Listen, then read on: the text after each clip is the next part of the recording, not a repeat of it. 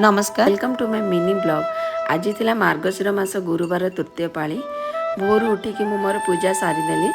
पूजा कर सारिकी मु आसीगली रोषेई घर को लंच प्रिपरेशन पाई। लंच रे आज बनाऊची अरुआ भात डालमा ता सहित दही बैगण।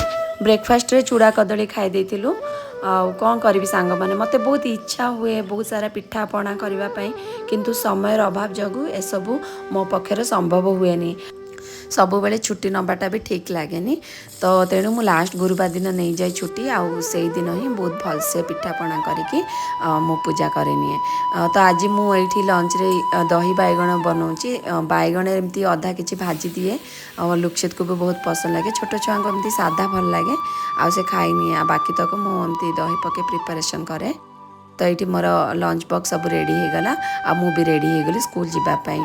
Thank you for watching my mini blog. पुणी देखा आउ गोटे मिनी ब्लॉग रे।